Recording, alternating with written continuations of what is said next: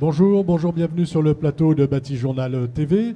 Nous sommes à Angers, Cities to Be, et pendant les 2 jours du congrès, nous allons recevoir sur notre plateau de nombreux invités pour nous parler de construction et de construction durable, bien entendu.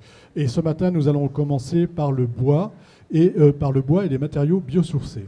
Pour en parler avec moi, Anaïque Lebeau, bonjour. Bonjour. Vous êtes chargée d'opération à la région et vous vous intéressez au lycée. Tout à fait. Et on va voir avec vous qu'on va mettre de plus en plus de matériaux biosourcés dans les lycées de la région. Voilà, en vous présentant un exemple du lycée de Nord-sur-Erdre. Merci. En face de vous, Madame Céline Lemasson, bonjour. Bonjour. Vous êtes chargée de mission pour la filière verte des matériaux biosourcés à l'Adréal Pays de la Loire. Et on va voir un peu ce que met en place la région pour développer les matériaux biosourcés. Et à côté de vous, Monsieur François-Xavier Vandeville, bonjour. Bonjour. Vous êtes président du collectif Paille Armoricain. Et pareil, nous allons voir comment dans la région Grand Ouest, on s'intéresse à la paille et comment on veut développer ce matériau biosourcé en particulier. On va commencer avec vous, Madame Lemasson. Et ce que je voudrais que vous nous disiez un petit peu d'abord, c'est que vous nous donniez une définition de ce qu'est un matériau biosourcé. Alors, les matériaux biosourcés sont multiples, mais ce sont des matériaux issus de la biomasse, qu'elle soit végétale ou animale. Donc on va avoir ici la paille. Donc c'est soit des cultures réalisées pour la construction, mais également des déchets de culture, comme à nouveau la paille. Donc on va avoir en biomasse végétale la paille, le chanvre, le bois, et en biomasse animale, on aura les laines animales. Voilà, donc c'est tout le champ, c'est la biomasse, hein, animale et végétale. Animal, on ne le sait pas forcément toujours. Voilà. Et auquel on rajoute également les géosourcés, comme la terre crue, qui ont également de vraies accointances avec les biosourcés. Alors, on va voir maintenant ce qu'on met en place au niveau national avec vous pour développer les matériaux biosourcés. Puis ensuite, on verra les particularités des pays de la Loire. Donc, qu'est-ce qu'on met en place au niveau national pour développer le biosourcé ? En fait, il faut remettre le contexte. Les politiques publiques s'inscrivent dans notamment les accords de Paris. Et l'État français a signé en 2015 les accords de Paris pour limiter ses productions de carbone afin de limiter le réchauffement climatique à 2 degrés, voire à 1,5 degré si possible. Et en fait, voilà, ce que veut dire le 2 degrés ou le 1,5 degré, c'est de rechercher la neutralité carbone. C'est-à-dire de ne pas produire plus de carbone qu'on peut en stocker. Et la loi Elan de 2018 et la stratégie nationale bas carbone identifient comme levier les matériaux, et notamment les matériaux biosourcés, mais également le recyclage de matériaux, comme éléments pouvant permettre de réduire la production de carbone et le bilan carbone des bâtiments. C'est un moyen de tenir nos engagements. C'est un moyen de tenir nos engagements. Et donc nos actions s'inscrivent dans cette politique. Voilà, alors, toutes les actions de l'État, c'est quoi au niveau national, les actions ? Les actions... Elles s'inscrivent dans le contexte politique, enfin dans le contexte... Et donc c'est un contexte réglementaire qui va nous permettre ensuite, localement, d'essayer de mettre en place les bonnes conditions pour que les projets se développent. Alors c'est quoi les bonnes conditions ? Eh bien, il y a de nombreuses conditions. Il y a le fait de pouvoir faire se connaître et se rencontrer les différents acteurs de la construction. Donc nous, en région... faire se rencontrer, par exemple, quelqu'un qui représente la paille avec quelqu'un qui va construire des lycées en paille. Exactement. Donc nous avons un réseau régional qui permet effectivement aux collectivités et aux filières de se rencontrer régulièrement. Et puis, il faut sensibiliser, notamment la maîtrise d'ouvrage. Donc nous avons des formations que nous mettons en œuvre à destination de la maîtrise d'ouvrage public. Et puis, parce que je ne vais pas faire un panel, mais une autre action qui, je pense, sera développée aussi par la suite, mais c'est former les futurs professionnels du bâtiment. Ça, c'est quand même très important que les futurs professionnels sortent de leur cursus en ayant connaissance de ces matériaux. Donc on travaille on a des partenariats avec l'école d'architecture, avec l'association ouvrière des compagnons du Tour de France. Et puis là, c'est plutôt un appel qu'on fait, mais on voudrait travailler aussi avec les CFA du BTP. CFA du BTP. En fait, vous voudriez impliquer toute la chaîne dans le développement de l'utilisation des matériaux biosourcés. Il faut qu'à l'offre et à la demande, tout le monde connaisse ces matériaux et soit en capacité de répondre. Aujourd'hui, les principaux blocages, s'il y en a, c'est quoi ? il y a encore des freins liés à la méconnaissance de ces matériaux et à des craintes notamment normatives qui peuvent être facilement levées lorsqu'on connaît ces matériaux et qu'on sait dans quel cadre on peut les mettre en œuvre. Et on a vu, la construction bois a fait beaucoup d'efforts ces dernières années à caractériser ses produits. Enfin, il y a eu tout un travail de fait de ce point de vue-là. Le bois est un matériau biosourcé, mais est-ce que sur les autres matériaux, vous sentez qu'on va aussi normaliser ces produits ? Mais les filières font énormément d'efforts en ce sens. Et donc, il y a déjà des travaux sur des essais au feu, sur le chanvre, sur la paille. Il y a des travaux réalisés sur les fiches de déclaration environnementale et sanitaire. Donc ce processus est en cours. Il est en cours. Il est soutenu notamment aussi par l'État. Et il faut qu'on développe encore plus fortement ce travail. Alors, on va voir que c'est en cours et que c'est déjà dans la vraie vie une réalité. Et la région donc, a pris une décision par rapport à ces lycées, à la construction de ces futurs lycées, c'est d'intégrer le plus possible de matériaux biosourcés. Ça veut dire quoi ? Donc effectivement, la région des Pays de la Loire s'est engagée dans une démarche environnementale plutôt volontariste et exemplaire.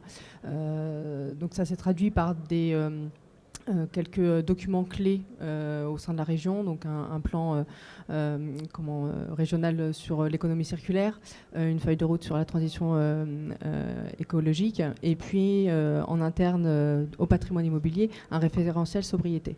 Et donc dans ce contexte, on a souhaité expérimenter en fait cette nouvelle démarche dans nos lycées neufs, et en particulier donc, sur le lycée de Nort-sur-Erdre. Voilà, on voit les images défiler en même temps que vous parlez. Donc, qu'est-ce qui caractérise au plan des matériaux biosourcés le lycée de Nort-sur-Erdre ? Donc, on s'est lancé sur le lycée de Nort-sur-Erdre sur une démarche bas carbone et donc avec un label E+C- BBC 2017, et puis un label également bâtiment biosourcé, où on vise le niveau 3, donc le plus haut niveau du label. Le plus haut niveau du label qui n'a pas été atteint encore aujourd'hui, si mes souvenirs sont bons. Il a été atteint, on sera le premier labellisé en France. Voilà, de niveau 3. Premier labellisé de niveau 3 en France. Exactement. Ce qui implique au plan de l'utilisation, qu'est-ce que ça implique au plan de l'utilisation des matériaux biosourcés ? Alors, ce qui est important, c'est ce que venait de dire Céline. L'important, c'était surtout d'avoir une démarche déjà dès le début, au départ du projet, et puis d'intégrer les filières locales pour connaître les matériaux qui étaient à disposition. Donc effectivement, on a fait le projet en fait inclut une structure bois. Donc on a travaillé beaucoup avec Atlan Bois par exemple. On a également mis en place, on a souhaité en fait ouvrir le champ des possibles au niveau des matériaux biosourcés, donc avec un isolant végétal, donc dans l'enveloppe du bâtiment. On a également souhaité mettre du revêtement de sol, donc en linoléum, qui est une matière recyclable, durable.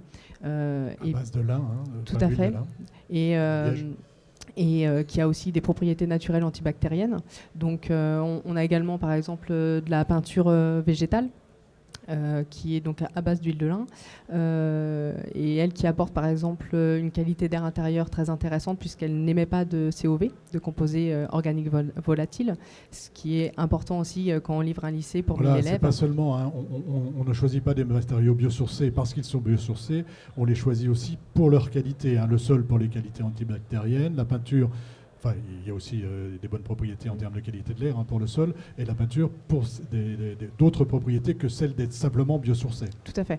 En fait, les matériaux biosourcés, de par leur caractère naturel et souvent plutôt leur provenance locale, on va dire, ou indigène, permet donc d'apporter une qualité environnementale au bâtiment. Donc là, on vient de l'illustrer, les qualités de l'air, qualité de bien-être. Par exemple, avec le bois vis-à-vis de la biophilie. Le bois, on se rend compte qu'il apporte un bien-être. La biophilie, c'est le fait de se sentir bien dans un environnement bois avec une belle table comme exactement. celle-ci. Et au-delà de l'ensemble de ces qualités environnementales, il y a également leur rapport vis-à-vis de la démarche bas carbone. Donc, Céline l'a présenté à l'instant. On vise des objectifs très ambitieux sur le stockage du carbone. C'est le cas pour le bois, par exemple, qui a cette propriété de stocker le carbone. Le fait aussi de développer les filières locales permet aussi de diminuer l'impact vis-à-vis du transport. Donc les biosourcés permettent, au-delà de leur qualité environnementale, aussi de diminuer l'émission de carbone quand on construit un bâtiment et également quand on le recycle, puisqu'il faut penser à le construire mais également à le recycler en fin de vie. Et les matériaux biosourcés sont beaucoup plus facilement recyclables dans 50 ans. En fin de vie. Tout à fait. La question, c'est est-ce que vous les trouvez facilement, ces matériaux biosourcés? Est-ce que ça implique, est-ce que ça change vos habitudes de maître d'ouvrage? Et est-ce que ça change aussi les habitudes de la maîtrise d'œuvre, de l'architecte? Et deux, est-ce que vous trouvez facilement ces matériaux? Est-ce que vous les avez facilement à disposition avec toutes les garanties dont vous avez besoin lorsque vous construisez un lycée? Oui, alors oui, ça change les façons de faire, mais je pense que c'est la démarche qu'on doit tous engager aujourd'hui au vu des exigences climatiques. Donnez-moi un petit exemple sur la façon de faire. Alors, en tout cas, il faut travailler ensemble. C'est-à-dire que la maîtrise d'ouvrage doit être pilote pour effectivement lancer ces exigences environnementales. Derrière, donc, travailler énormément avec la maîtrise d'œuvre pour aller aussi à la connaissance des matériaux. C'est-à-dire qu'aujourd'hui, les matériaux biosourcés sont peut-être pas suffisamment connus. Comme le disait Céline Lemasson, le fait d'avoir aussi l'Adréal qui pilote des réseaux de mise en connexion avec les filières locales permettent aussi de mieux connaître les matériaux. Et effectivement, il y a des matériaux qui répondent à toutes nos exigences, en particulier aux exigences d'avis technique, aux exigences de FDES, les fiches donc environnementales dont on a besoin pour rentrer dans les calculs des labels. Donc oui, il existe des matériaux biosourcés qui répondent à toutes ces exigences. Voilà. Et vous les avez et vous les trouvez facilement. Tout à fait. On va passer... on va voir qu'on en trouve et qu'on trouve de la paille notamment. Alors aujourd'hui, on ne pouvait pas inviter tout le monde, le chanvre, la paille, le lin, mais on a la paille avec nous, on a la chance d'avoir la paille avec nous. Et alors, si j'ai bien compris, la paille, ce n'est pas quelque chose qui arrive comme ça par hasard. C'est très ancien finalement de construire avec la paille. Oui, alors j'ai ramené une petite surprise. Là, c'était un article qui date de 1921 sur la plus ancienne maison en paille référencée en France et qui a été rachetée par le réseau français de la construction paille. Donc c'est la maison Feuillette à Montargis, avec un titre tout à fait évocateur. Voilà, c'est le titre qui est important finalement. Eh ben oui, fraîche en été, chaude en hiver, les maisons en paille sont avant tout économiques. Et cet article-là a 100 ans. Voilà. Donc c'est des choses qui sont d'une redoutable actualité aujourd'hui. Et on parle de paille, c'est des choses qui se construisent depuis longtemps, qui prennent aujourd'hui tout leur sens parce que sur beaucoup de sujets, on parle de confort d'été aujourd'hui, on parle de qualité de l'air, on parle d'hygroscopie des matériaux, de coût carbone, de matériaux locaux. Et sur énormément de sujets, les matériaux biosourcés répondent à ces exigences. Répondent à toutes les exigences. Ce qui est important dans ce que je viens d'entendre, et de tout ce que vous venez de nous dire pour l'instant, c'est qu'on ne s'intéresse pas aux biosourcés, aux matériaux biosourcés uniquement pour l'aspect carbone. Et on a tendance à n'entendre un peu que ça. Et aujourd'hui, on voit bien que s'intéresser aux biosourcés, ce n'est pas que sur le carbone. Alors, c'est important, c'est un élément important. Je le dis souvent, moi je suis quelqu'un de très pragmatique et je suis venu sur ces matériaux-là parce que c'est des choses qui fonctionnent. J'ai des projets à Nantes là où il a fait 39 dehors et dans ces bâtiments-là, sans clim, il fait 24 degrés. Donc il n'y a pas de climatisation. Sur combien de jours? Parce qu'on sait qu'aujourd'hui, notre difficulté, ça va être de tenir une canicule qui a 8-10 jours. Sur tout l'été. Sur tout l'été, c'est monté à 24. Il m'a avoué après, c'est monté jusqu'à 25 degrés.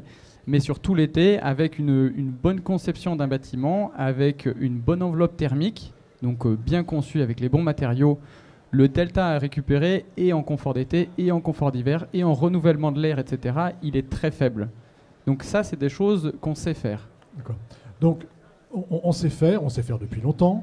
Mais malgré tout, il a fallu qu'on fasse des règles professionnelles qui sont parues, je ne sais plus... En 2012, voilà, c'est 2012. tout à fait réglementaire. Aujourd'hui, on a des guides de bonne pratique, et ça, pas forcément uniquement dans la paille.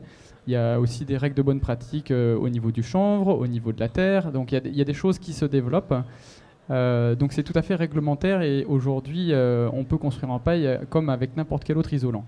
Alors qu'est-ce qu'il faut faire pour développer, pour donner envie et pour lever quelques freins quand même sur la construction paille? On a toujours des... sur la construction biosourcée en général. Je vous demanderai de vous faire le porte-parole de tous les matériaux biosourcés. Oui. Mais je pense qu'on a quand même beaucoup de freins qui sont en commun.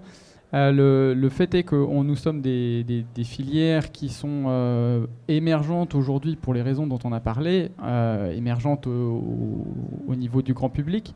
Nous, on a souvent cette question d'approvisionnement, voilà, soit du côté agriculteur où on dit la paille va pour notre agriculture, soit du côté de nos constructeurs qui nous disent oui, mais je ne vais pas trouver la paille, en tout cas pour construire. Donc ça, je vais annoncer vraiment le maître mot, c'est l'anticipation, et ce pour tous les projets biosourcés. Voilà, c'est ce que vous disiez tout à l'heure, il faut anticiper.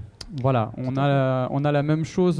Donc là, le collectif paille armoricain accompagne le lycée d'Esnay, donc la région également, et on a mis en place justement une démarche pour approvisionner la paille.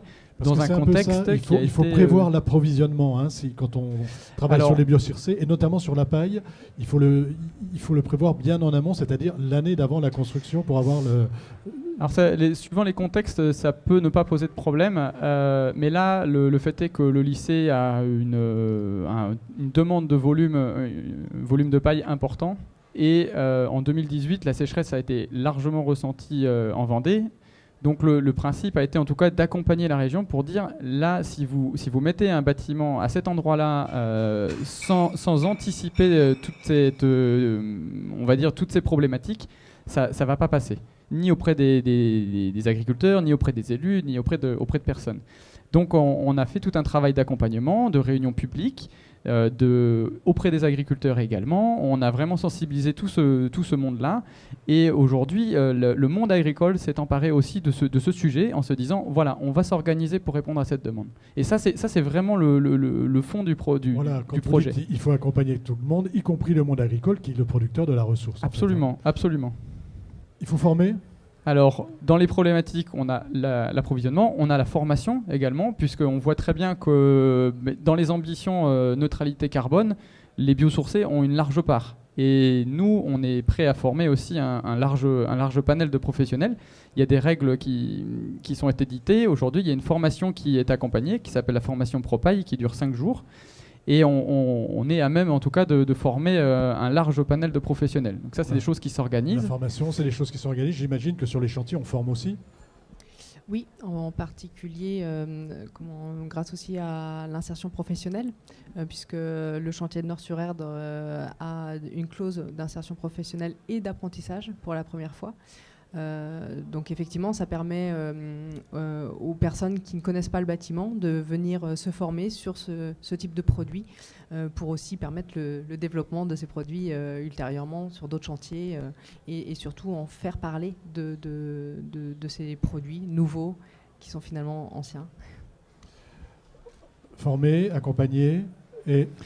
Alors, je vais pousser un peu plus loin dans l'accompagnement, où comme c'est des choses qui sont aujourd'hui peu connues, en tout cas, des professionnels, le collectif paille armoricain, et a fortiori la filière paille et biosourcée en général, peut accompagner aussi les projets en assistance à maîtrise d'ouvrage ou ce genre de choses, pour justement mettre en avant les points de vigilance sur certaines particularités de la construction biosourcée. Ça va être des choses qui sont très générales sur la physique du bâtiment, etc. Voilà, il faut savoir avec quel type de matériaux on construit. Exactement. Voilà, c'est notre travail tous les jours, et on a débloqué énormément de situations. On a beaucoup d'expertise en tout cas. Et en fonction des problématiques, on arrive à les débloquer, que ce soit avec le bureau de contrôle, les questions du feu, les questions de l'humidité, les questions d'éparement. Donc ça, c'est des choses qu'on maîtrise et qui peuvent en tout cas poser problème et qui peuvent parfois entraver la réussite d'un projet biosourcé. Voilà, Parce que donc la maîtrise attention d'ouvrage à se la décourage. contre-référence, en fait, Et dans ce cas-là, dit bon, on va repartir sur quelque chose qu'on connaît. Donc on est là aussi pour accompagner tous ces détails-là et pour justement que ce soit une réussite et côté maîtrise d'ouvrage et côté constructeur et pour l'ensemble de tous les participants. Voilà, il ne faut pas que ce soit que de l'expérimentation, il faut que ça Voilà. aille un peu plus loin. À la région, est-ce que vous vous intéressez à ces questions de formation auprès des acteurs et si oui, qu'est-ce que vous mettez en place? C'est ce que je vous... Vous me disiez tout à l'heure, Voilà. mais est-ce que vous voulez un peu plus en détail? Donc, en région Pays de la Loire et l'ADREAL, puisque à la région, mais on le fait Voilà, aussi... à l'ADREAL. Voilà. Réal, région. On travaille vraiment bien ensemble, mais former, alors c'est ce qu'on vous dit, former les futurs professionnels, former et sensibiliser. Alors nous, on va être souvent sur des questions de sensibilisation, mais par exemple, le travail qu'on va faire avec l'association ouvrière des compagnons du Tour de France, on le fait sur une partie sensibilisation avec les premières années, et puis après, avec les filières, on organise des rencontres pour que les compagnons puissent rencontrer et avoir un apport beaucoup plus technique avec les représentants des filières. Voilà. Sur les CFA, par exemple, qu'est-ce que vous voudriez faire avec eux? La même chose? La même chose. Donc là, un appel Un appel est lancé aujourd'hui au CFA du bâtiment pour qu'ils s'intéressent aux matériaux biosourcés. Pour que les futurs professionnels connaissent ces matériaux, leurs particularités et leurs conditions de mise en œuvre. Voilà, c'est important de toute façon. Et qu'ils soient dans leur future structure des moteurs. Voilà, les moteurs voilà, de l'innovation. De l'innovation et ceux qui voilà. vont... Alors là, on a des moteurs et on arrive un petit peu au terme de notre échange. Donc je vais vous demander à chacun une conclusion, soit en forme d'appel, soit qu'est-ce qui bloque et comment vous débloquez les choses pour faire accepter éventuellement d'aller plus loin encore dans la construction biosourcée des lycées. Je pense que la communication entre maîtres d'ouvrage est aussi importante. L'engagement que nous avons à la région des Pays de la Loire permet aussi de montrer que c'est faisable dans des coûts aussi restreints. Et puis, que dirais-je d'autre? Je ne sais pas, ça se passe bien alors du coup? Oui, en tout cas c'est un projet qui s'est inscrit dans un calendrier identique, on va dire, au lycée habituel, dans des enveloppes... dans des enveloppes budgétaires identiques? Tout à fait, même avec un objectif de diminution de nos coûts, de nos ratios mètres carrés. Donc ce qui était aussi un challenge, d'avoir des ambitions environnementales très fortes avec un coût à diminuer. Donc tout en assurant une qualité aussi pour les usagers, les futurs lycéens qui rentreront dedans. Et c'est un vrai projet d'architecture, hein. C'est pas quelque chose qu'on fait, qu'on expérimente, on va plus loin, parce qu'après on va faire la paille. Et il y a combien de lycées en fait qui vont être... Alors aujourd'hui, le lycée Nord-sur-Erdre est en construction. Derrière, on en sort à peu près un par an. Donc on en a 6 en tout dans les cartons. Et dans les 6, il y a une exigence, il y a une volonté d'aller vers le biosourcé. Tout à fait. Et donc effectivement, Esnay est un exemple.